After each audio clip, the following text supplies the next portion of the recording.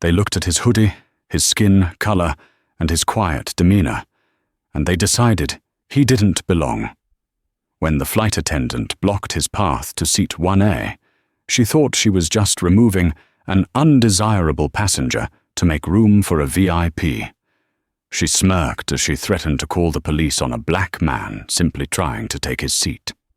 But what she didn't know was that the man she was humiliating wasn't just a passenger. He was the man who signed her paychecks. He was the man who owned the very lease on the aircraft they were standing in.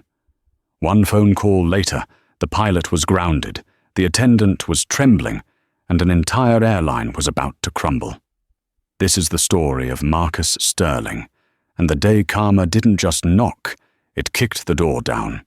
The air inside Terminal 4 at JFK International Airport was thick with the scent of expensive coffee and the palpable stress of holiday travel. For Marcus Sterling, however, the chaos was usually a distant hum, something observed from the quiet luxury of a private lounge. But today was different. Today, Marcus wasn't flying private. His Gulfstream G650 was grounded in Teterboro for unscheduled maintenance, and a critical merger meeting in London meant he had to fly commercial for the first time in 7 years. Marcus didn't look like the founder and CEO of Sterling Horizon Group, a private equity firm that managed over $40 billion in assets. He looked like a tired man in his mid-30s. He wore a charcoal grey cashmere hoodie that cost more than most people's monthly rent. But to the untrained eye, it was just a sweatshirt. He wore comfortable black joggers and rare sneakers. There was no Rolex on his wrist today, just a simple fitness tracker. He traveled light, just a leather duffel bag slung over his shoulder. He approached the gate for Aerovantage Flight 902 to London Heathrow. Aerovantage was a legacy carrier, one that prided itself on royal class service, but its reputation had been slipping lately. Marcus knew this better than anyone. His analysts had been tracking the airline's plummeting stock price for months. He walked up to the priority boarding lane, holding his digital boarding pass. The gate agent, a man named Gary, with sweat stains on his collar, didn't even look up from his computer. "Zone 1 only, sir. Economy boarding starts in 20 minutes. Please step back," Gary said, waving a hand dismissively without making eye contact. Marcus paused. He was used to being underestimated, but the dismissal still stung. "I am Zone 1, Seat 1A. Gary finally looked up. His eyes scanned Marcus from the sneakers to the hoodie, lingering on his face with a look that was a mix of skepticism and annoyance. "Can I see your pass?" Marcus held out his phone. Gary snatched the device, his fingers tapping aggressively on the screen as if trying to find a flaw in the code. The machine beeped green. Priority access confirmed.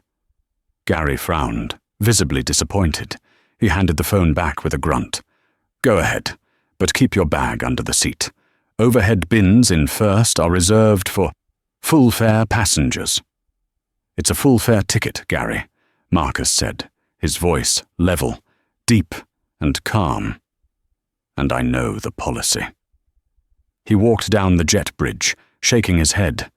It was a microaggression, small and deniable, the kind he dealt with daily despite his net worth. He thought that was the end of it. He thought he could just get to Seat 1A, put on his noise-cancelling headphones, and review the acquisition files for the London deal. He was wrong. The jet bridge was just the prologue. The real drama was waiting for him at the aircraft door. The Boeing 787 Dreamliner was impressive, a marvel of engineering, but the atmosphere inside the cabin was icy. Standing at the entrance of the aircraft was the lead flight attendant. Her name tag read Brenda Holloway. She was a woman in her late 40s with hair sprayed into a helmet of blonde rigidity and a smile that didn't reach her cold, calculating eyes. As Marcus stepped onto the plane, Brenda was laughing with a pilot who was leaning out of the cockpit, Captain Richard Thorne. They were sharing an inside joke, looking relaxed. As soon as Marcus crossed the threshold, the laughter stopped. Brenda's posture stiffened. She stepped purely into the center of the aisle, effectively blocking Marcus's path to the first-class cabin to his left. "Boarding pass," she demanded. No hello, no welcome aboard. Just a demand. Marcus sighed internally. "It's on my phone, which I just put away. I'm in 1A. Brenda let out a sharp, incredulous laugh. 1A? Sweetie, I think you're confused. Economy is to the right. Row 1A is the first-class suite. We don't do upgrades at the gate. And looking at you?" She gestured vaguely at his hoodie.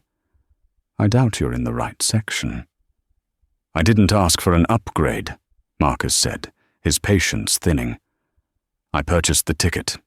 Now, if you'll excuse me." He tried to step around her, but Brenda moved, physically blocking him with her shoulder. It was a violation of protocol so flagrant that Marcus was momentarily stunned. "Do not push past me," Brenda snapped, her voice raising enough to attract the attention of the passengers filing into business class behind him. "I need to see the ticket. Now." Marcus retrieved his phone again, unlocking it and bringing up the QR code. "Here. Marcus Sterling. Seat 1A. Brenda squinted at the screen. She didn't scan it. She just looked at it, her lips pursed. "This looks like a screenshot. We've had a lot of fraud lately with people trying to sneak into cabins they can't afford." "It's in the airline app," Marcus said, tapping the screen to show it was live. "It's not a screenshot." "Wait here," Brenda commanded. "I need to verify this with the gate." "You're holding up boarding," Marcus pointed out. Behind him, a line of passengers was growing restless.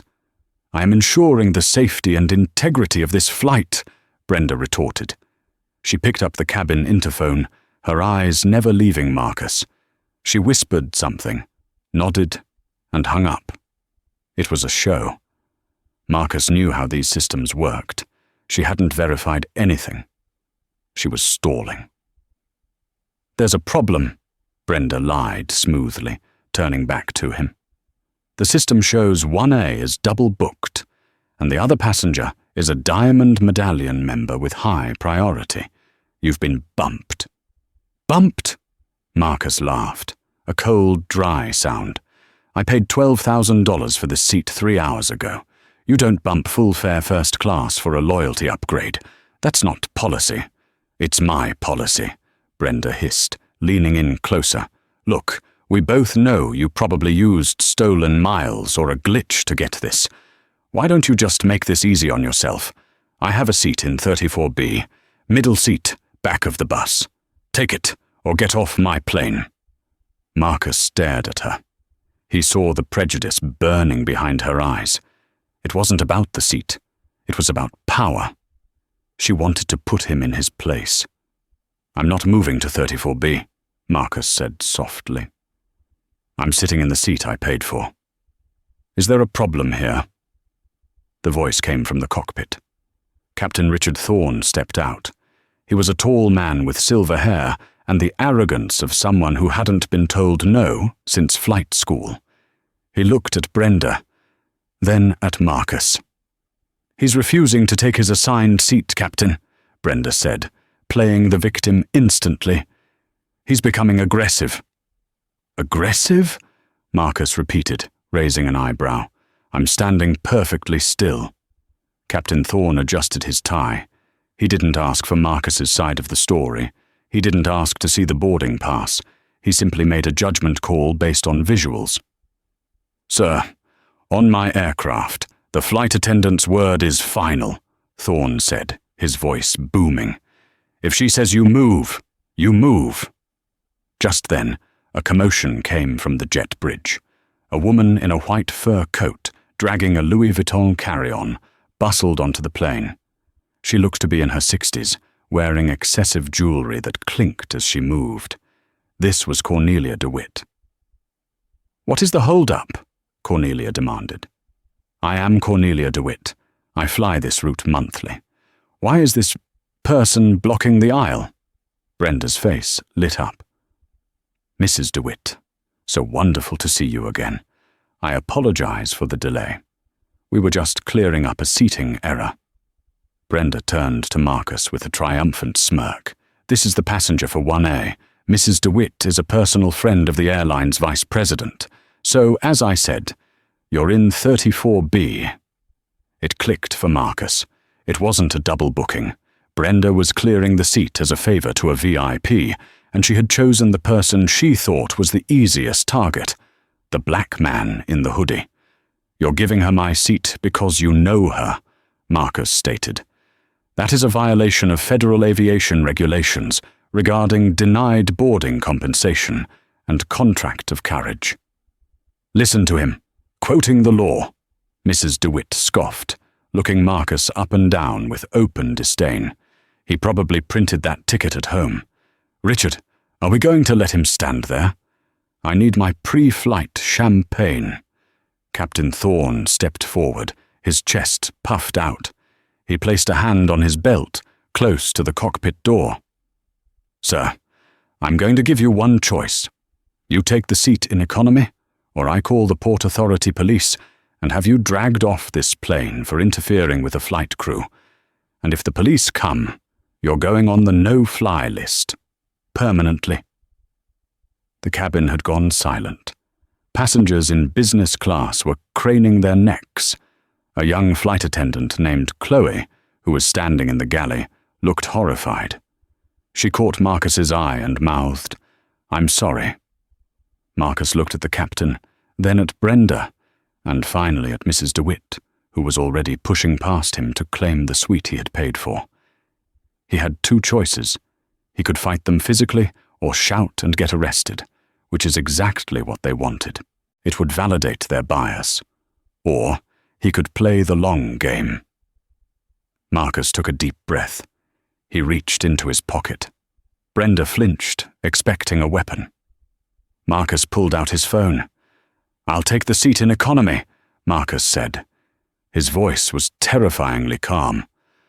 "But I want you to know, Captain Thorne, and you, Brenda, you have just made the most expensive mistake of your careers." "Threatening the crew?" Brenda laughed, waving a hand. "Add it to the report, Richard. Get back there, hood rat." Marcus didn't respond to the slur. He walked past the champagne, past the lie-flat beds, and down the long, narrow aisle toward the back of the plane. Every eye was on him. Some looked sympathetic. Most just looked relieved the delay was over. He squeezed into seat 34B, sandwiched between a college student and a man eating a pungent tuna sandwich. The seat didn't recline. It was right next to the lavatory. As the plane pushed back from the gate, Marcus didn't put on headphones. He opened his laptop. He wasn't connecting to the in-flight entertainment. He was connecting to the airline's Wi-Fi. He logged into a secure server. The interface was black with green text.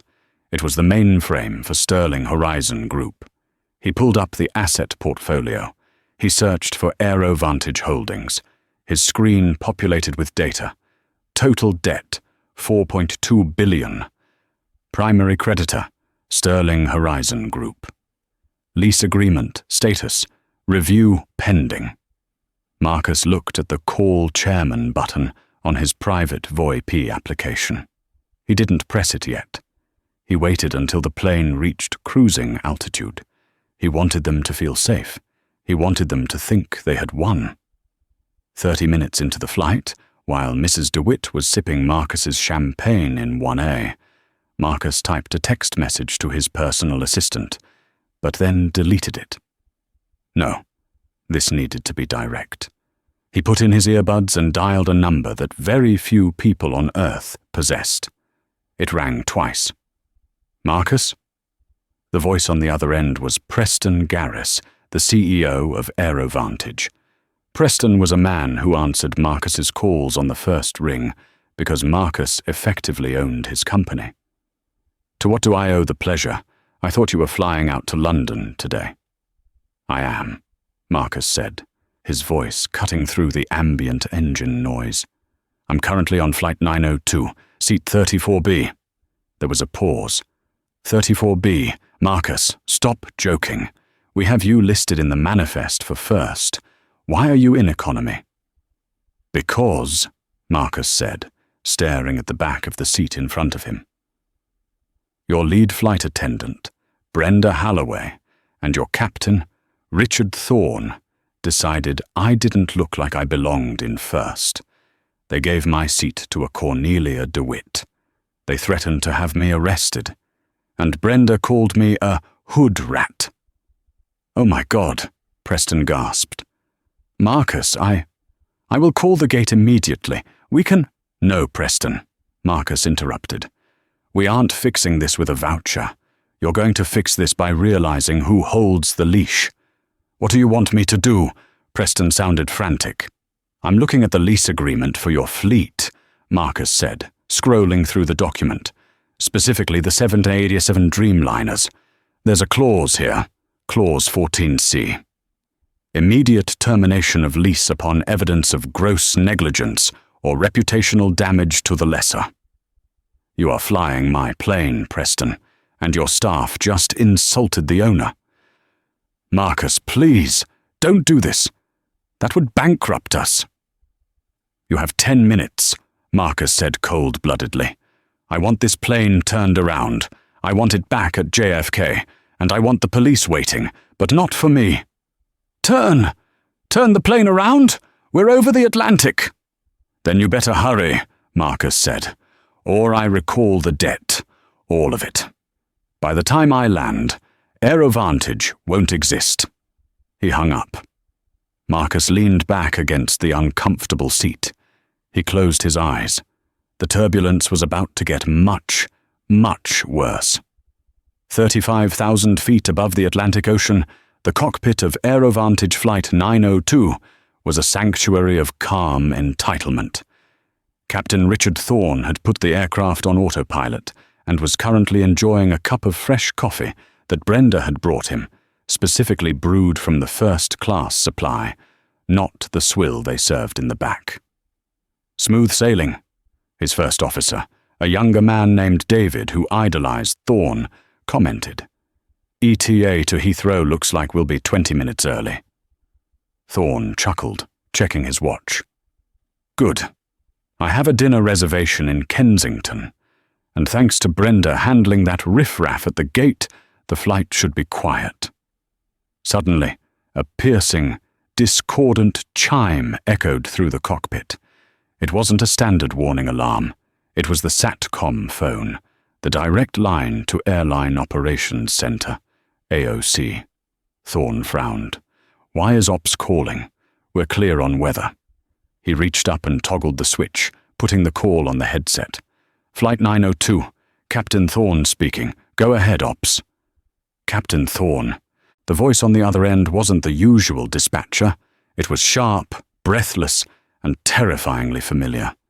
It was the Chief of Flight Operations, Thorne's direct boss. Stand by for a patch-through. Priority 1. Clearance code. Alpha 0 exec. Thorne stiffened. Priority 1 codes were reserved for hijackings or catastrophic mechanical failures. Copy. Standing by. There was a click, and then a new voice filled his headset.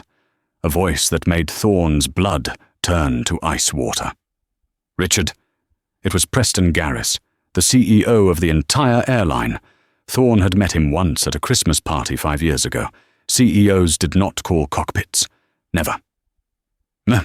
Mr. Garris? Thorne stammered, his arrogance evaporating instantly. Sir, is there a problem with the aircraft? There is a massive problem with the aircraft, Richard. Preston's voice was shaking with a mixture of rage and panic. But it's not mechanical. It's personnel. Sir, I don't understand.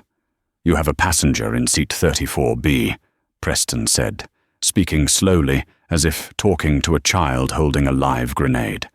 A Mr. Marcus Sterling. Did you or did you not threaten to have him arrested if he didn't vacate his first-class seat? Thorne blinked.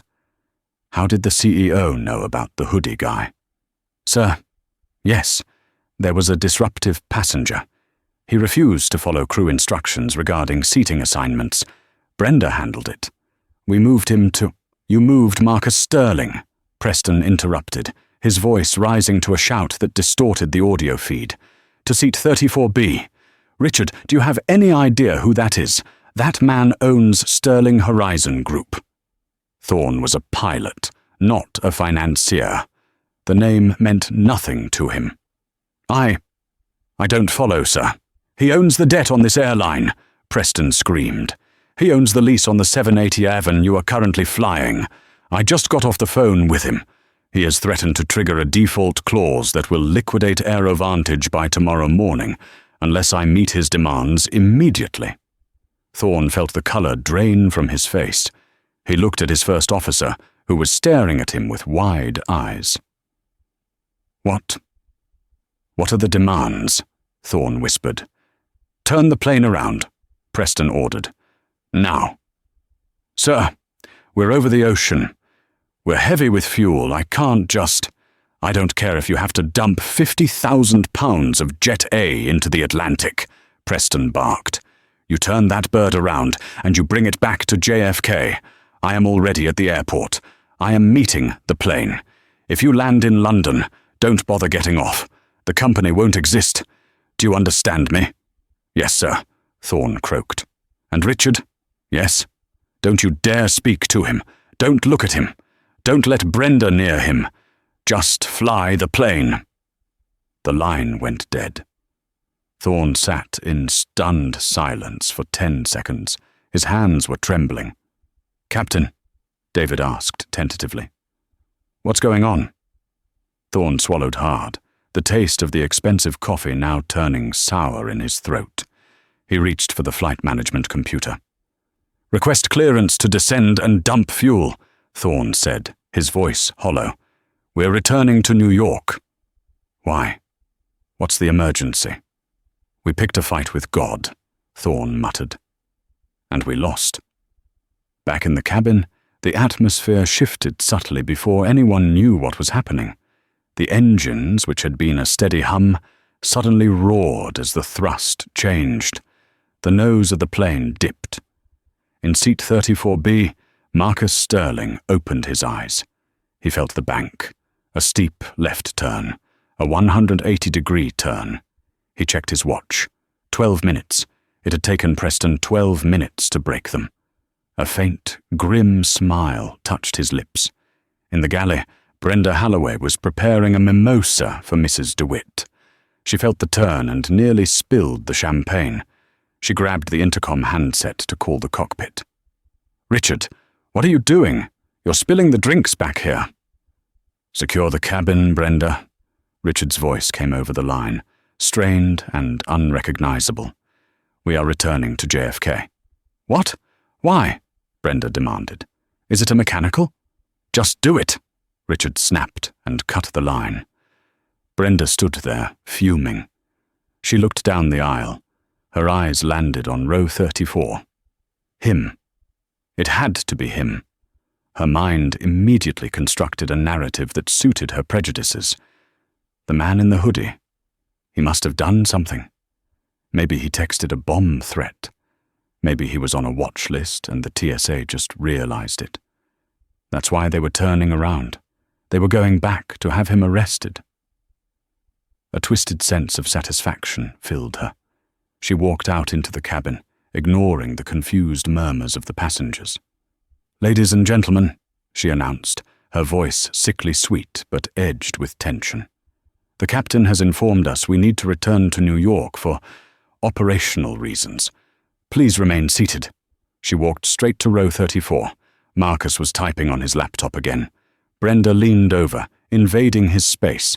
I don't know what you did, she hissed, low enough so the surrounding passengers couldn't hear the specifics, but loud enough to be menacing. But I know this is your fault. You texted someone, didn't you? You made a threat? Marcus stopped typing. He slowly turned his head to look at her. His eyes were devoid of fear. They held the terrifying calmness of a judge passing a death sentence. I made a phone call, Brenda. Marcus said. "I suggest you go sit down. You're going to need your energy for the unemployment line." "You think you're funny?" Brenda spat. "When we land, the police will be waiting. I'm going to make sure you never fly again. You're going to rot in a cell." "Brenda!" The sharp voice came from behind her. It was Chloe, the young flight attendant. She looked pale. "The captain wants everyone strapped in. Now, we're dumping fuel." Brenda glared at Marcus one last time. "Enjoy the view," she sneered. "It's the last time you'll see the sky." The flight back was tense. The plane circled off the coast, a visible stream of white vapor trailing from the wings as thousands of dollars of fuel were jettisoned to reduce landing weight. The passengers were scared. Mrs. DeWitt in 1A was loudly complaining that she was going to sue the airline for the delay. Marcus just sat there. He watched the flight map on the screen of the passenger in front of him. The little plane icon was almost back to New York. When the landing gear deployed with a heavy thud, the cabin went silent. The plane touched down hard. Thorne's nerves were shot and braked aggressively. They didn't taxi to a normal gate. They taxied to a remote stand, far away from the terminal. As the plane came to a halt, flashing blue and red lights washed over the interior of the cabin. "Look at that," the man next to Marcus whispered, peering out the window. "There must be 10 police cars out there, and black SUVs. Who is on this flight?" Brenda was beaming. She unbuckled her seatbelt before the light went off. She marched to the front of the economy cabin. "Everyone remain seated," she shouted. "Authorities are boarding the aircraft to remove a security threat." She looked directly at Marcus and pointed. The cabin door opened. The cold rush of New York air entered the plane. 2 Port Authority officers stepped on. But they weren't alone. Behind them walked a man in a panicked, disheveled suit, Preston Garris, and behind him 2 men in sharp, dark suits carrying briefcases. Corporate legal. Brenda stepped forward, putting on her best heroic crew member face. "Officers," she said, gesturing dramatically toward the back of the plane. "The passenger is in seat 34B. He's the one who caused the disruption. I believe he made a terroristic threat." The police officers didn't even look at her. They walked right past her. Preston Garris stopped in the doorway. He looked at Brenda with a gaze of pure venom. "Get out of my way," he snarled. Brenda froze. Mr. Garris? Sir? I was just pointing out the—" "Silence!" Preston shouted. The entire cabin flinched. Preston walked down the aisle. He didn't look at the confused passengers. He walked past business class. He walked past the terrified travelers in Economy Plus. He stopped at row 34. Marcus Sterling was calmly packing his laptop into his leather bag. He zipped it up, slung it over his shoulder, and stood up. He was taller than Preston. "Mr. Sterling," Preston said, his voice trembling. He bowed his head slightly, a gesture of total submission. "I am horrified. Absolutely horrified." Marcus looked at the CEO. Then he looked at the police officers who were standing at attention, waiting for his command, not the pilots. "Preston," Marcus said coolly, "you have a very rude staff." "They're gone," Preston said immediately. "Consider it done. Please, sir. Will you come with me? I have a car waiting on the tarmac. We can discuss the lease in the lounge." Marcus stepped out into the aisle. The passengers were watching with slack jaws. The hood rat was being treated like a head of state. As Marcus walked toward the front of the plane, Brenda was pressed against the galley wall, her face pale as a sheet. She watched him approach. She realized with a sickening lurch in her stomach that the police weren't there for him. Marcus stopped in front of her. The cabin was dead silent. The silence inside the cabin of Flight 902 was absolute, heavy, and suffocating. The only sound was the low, mechanical whine of the auxiliary power unit and the distant wail of sirens on the tarmac. The Boeing 787 sat isolated on the remote hardstand, bathed in the strobe light flashes of red and blue from the convoy of police cruisers and black SUVs encircling the aircraft. Inside, the air was cold. The cabin door was open, letting in the biting New York wind. Brenda Holloway stood at the front of the economy section, her chest heaving with a mix of adrenaline and vindictive triumph. She smoothed her skirt, checked her hair in the reflection of a bulkhead monitor, and prepared for her moment of glory. In her mind, she had saved the flight. She had identified a threat, and now the authorities were here to remove the hood rat who had dared to challenge her authority. 2 Port Authority officers boarded first, their faces grim, hands resting near their holsters. Behind them, however, the entourage was not what Brenda expected. It wasn't a tactical team. It was a phalanx of men in bespoke Italian suits. Leading them was Preston Garris, the CEO of Airline. He looked like a man who had just run a marathon in a minefield, sweating, pale, and eyes wide with terror. Flanking him were 2 severe-looking men carrying leather attachés, the airline's general counsel, Simon Reed, and the head of human resources. Brenda didn't process the hierarchy immediately. She stepped forward, blocking the aisle, assuming the executives were there to commend her swift action. "Mr. Garris, officers," Brenda announced, her voice pitching high so the passengers could hear her authority. "Thank goodness you're here. The subject is in seat 34B. He has been aggressive, non-compliant, and I believe he made a digital threat that forced this return. I have already prepared a statement for the FBI." She pointed an accusatory finger toward the back of the plane, where Marcus Sterling sat quietly. Preston Garris didn't look at where she was pointing. He stopped inches from her face. His eyes were burning with a fury so intense that Brenda instinctively took a step back. "Get out of my way," Preston hissed. It wasn't a request. It was a guttural command. Brenda blinked, stunned. "Sir, I was just securing the cabin. The passenger is—" "I said silence!" Preston roared. The shout cracked through the cabin, causing passengers in the first few rows to jump. "You have done enough damage for one lifetime, Miss Holloway. Do not speak another word." He shoved past her, his shoulder checking hers hard enough to knock her off balance.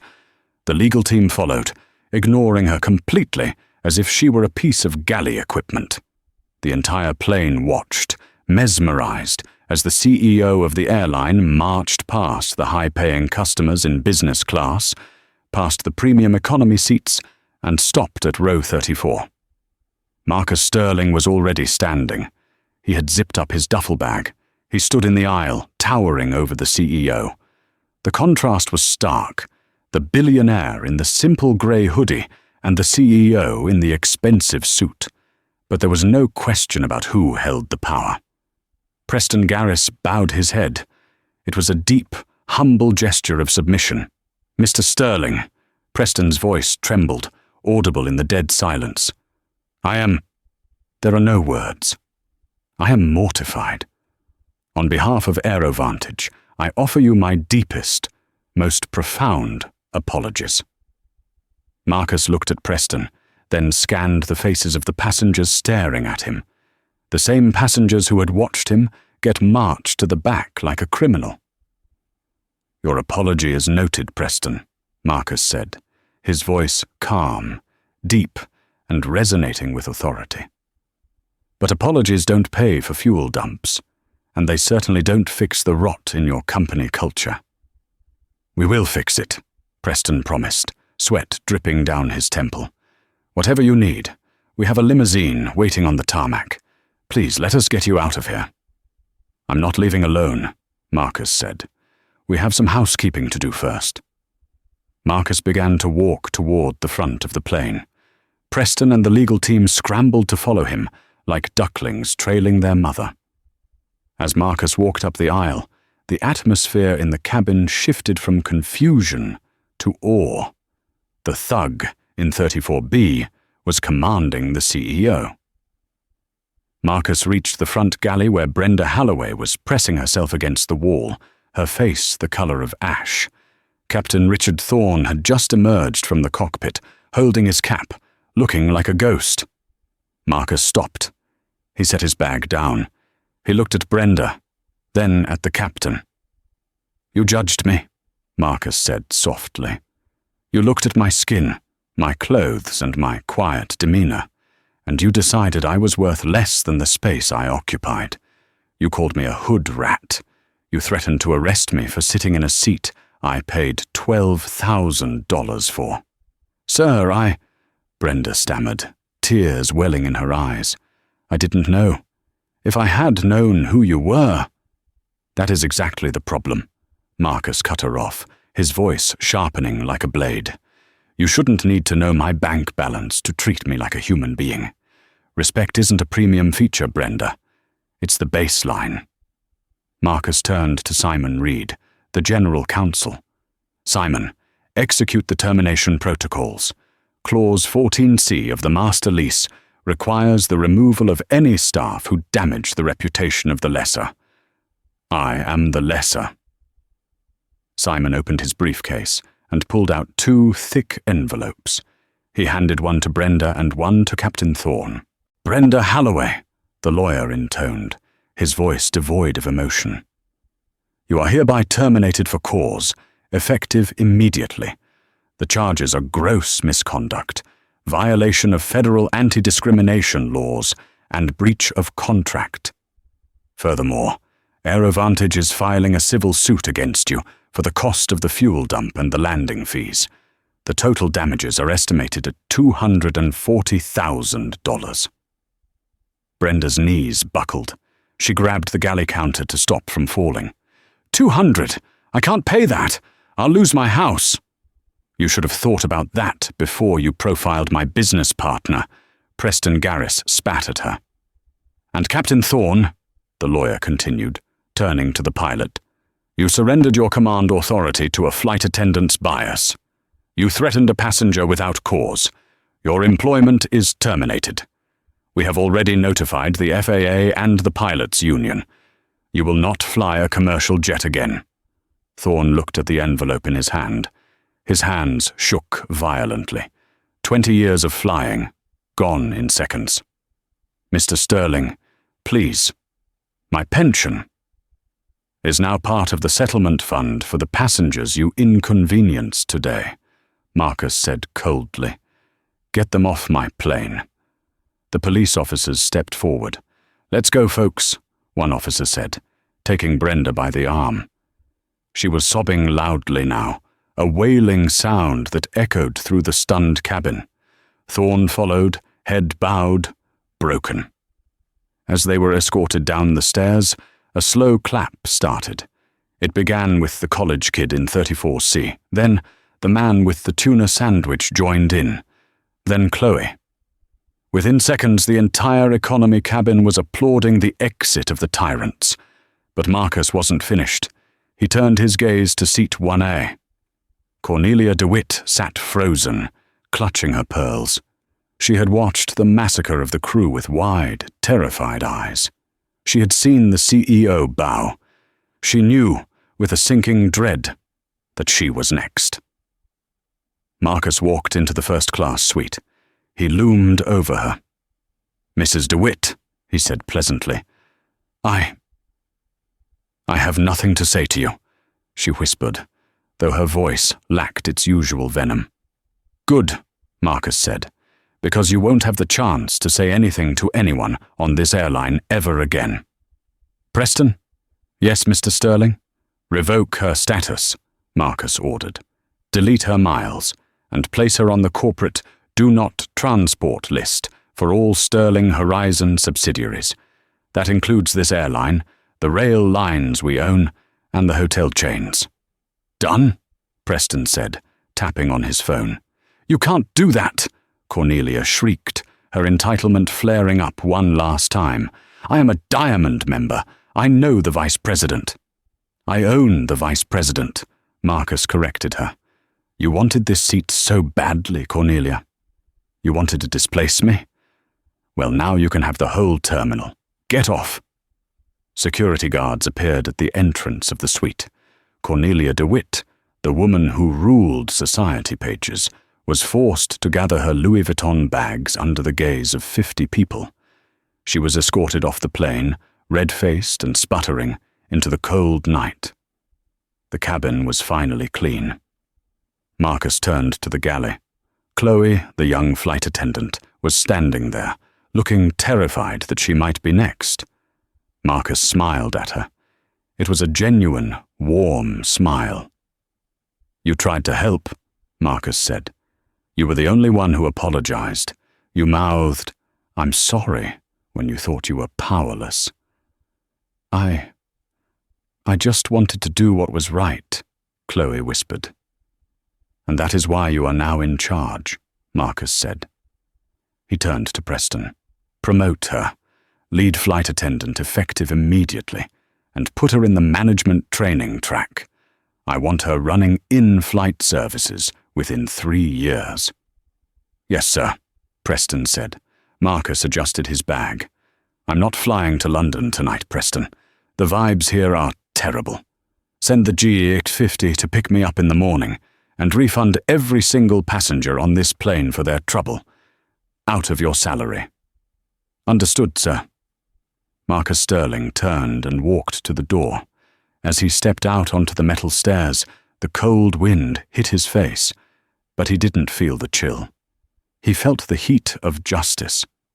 He walked down the stairs to the waiting SUV, leaving behind a changed world, proving that sometimes the quietest man in the room is the one you should fear the most.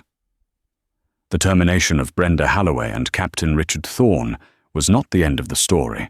It was merely the impact point. The shockwaves that followed would destroy lives, reshape an industry, and prove that in the digital age, character is the only currency that matters. The fallout began before the sun even set on JFK Airport. While Marcus was being driven away in his black SUV, passengers on Flight 902 were reconnecting to their cellular data. The videos hit the internet like a tidal wave. One particular clip, filmed by the college student in seat 34C, showed the exact moment Preston Garris, the CEO of the airline, bowed his head in submission to the man in the hoodie. The caption read, "Airline tries to kick off black billionaire, ends up firing the captain and flight attendant instead. Who has started a karma, not started a flight 902. By the next morning, the video had 40 million views. The hashtag #OurSterlingStandard began trending, referring to the new benchmark of dignity Marcus had demanded. But for the antagonists of this drama, the viral fame was a death sentence for their futures. The fall of Brenda Holloway, 6 months later, the winter chill had settled over Queens, New York. In a cramped, basement-level apartment that smelled of damp concrete and regret, Brenda Holloway sat at a wobbly kitchen table. The table was covered in bills, red ink, final notices. She wasn't wearing her crisp Aerovantage uniform anymore. She was wearing a stained bathrobe.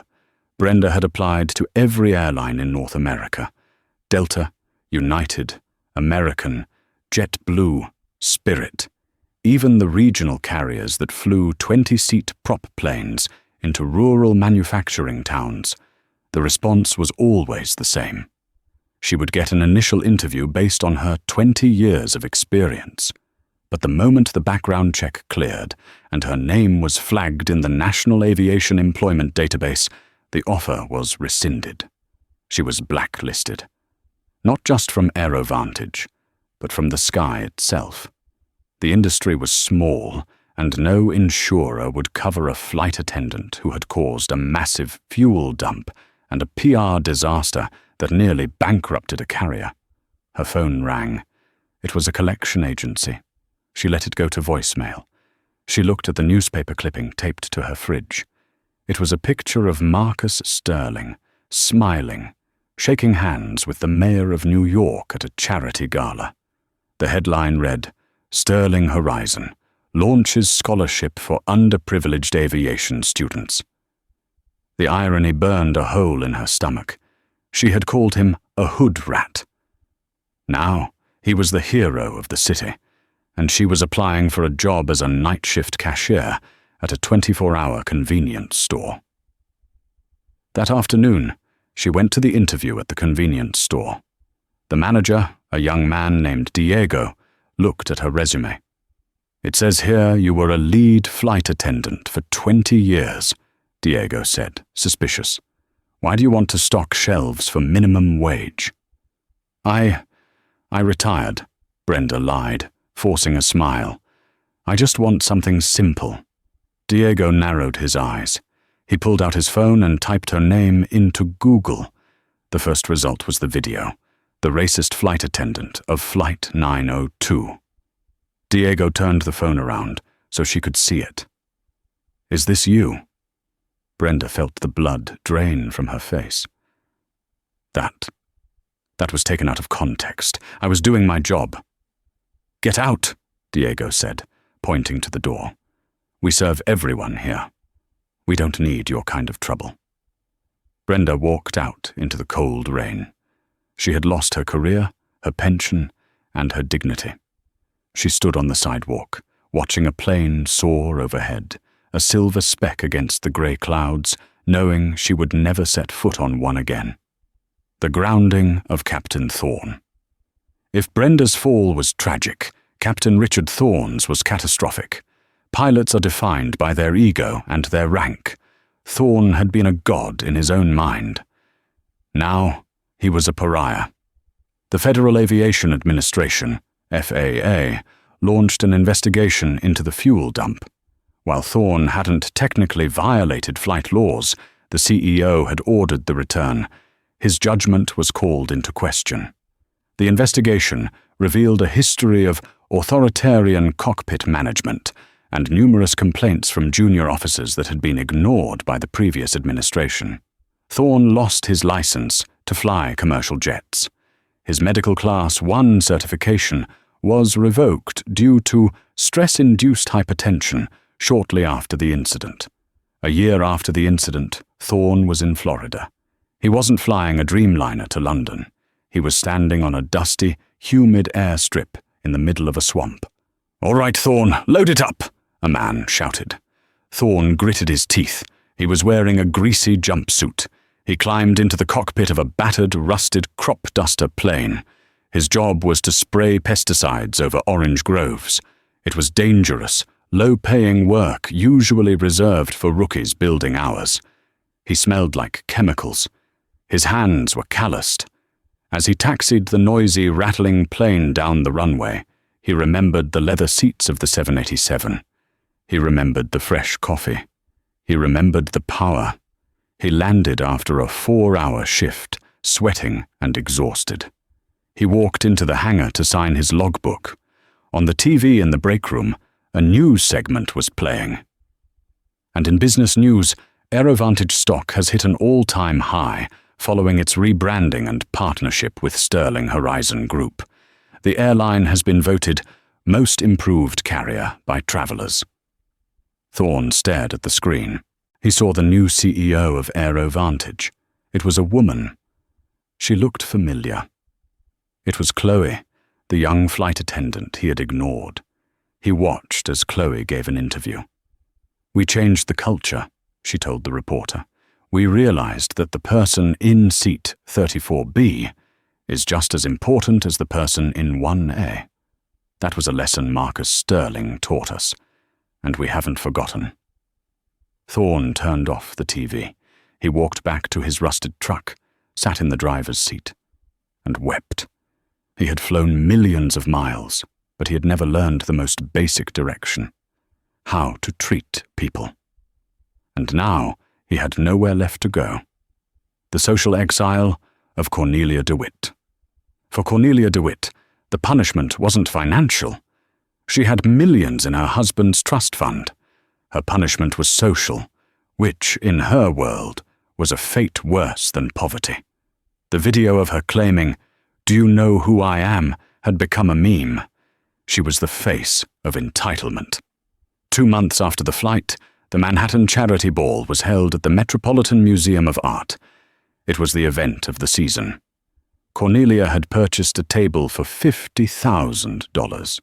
She arrived in a custom gown, expecting the usual fanfare. She walked up to the check-in desk. The event planner, a woman named Sarah who had known Cornelia for decades, looked down at her clipboard.